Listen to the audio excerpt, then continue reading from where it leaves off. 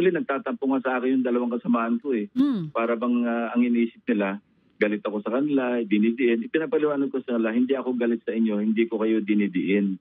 Mabuti na rin yung pag ma-resolve ito at ma-clear kayo na wala na nakabitin na pagdududa sa inyo kung makiklear kayo.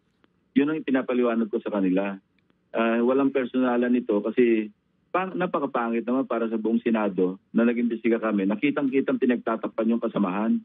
Yun ang pinapaliwanag ko. At mukhang nakuha naman nila kasi ganyan ganyan talaga yung... anyway. Opo. Actually nga po, Senator, makasingit lang. Kakaiba nga itong ngayong sitwasyon po sa mga nagdaan. Pero doon po sa binabanggit nyo, tama naman yung pong nag-aakusa, yung inaakusahan ay may karapatan na harapin ang nag-aakusa po sa kanya in a court of law.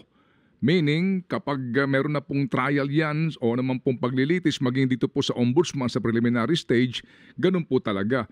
Pero ang sinasabi nga ng mga nagmamasid po lamang dito at ilang pong mga abogado rin, sinasabi nila na ito kasi iba na sitwasyon kung saan, bahagi ka noong komite na nag-iimbestiga sa isyong ito, and then yung mga tawag sa kanila, resource person ba, witness o na ikaw na nasa sangkot sa kontrobersya ay isa sa mga nagtatanong doon sa mga tumitistigo laban sa iyo. Ano po ang inyong masasabi doon, Senator?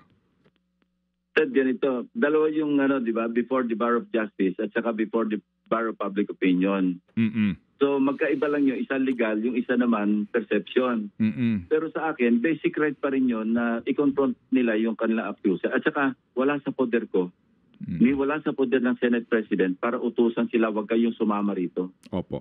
Naunawaan po namin. Naunawaan po nga namin. Kasi nga mahirap ang situation namin, Ted, actually. Mahirap situation din namin. Opo. Naunawaan po namin kasi nga kayo po ay pare-pareho lamang na mga senador. Kumbaga, co-equal lang po kayo at yung nga po ang inyo pong dilema ngayon.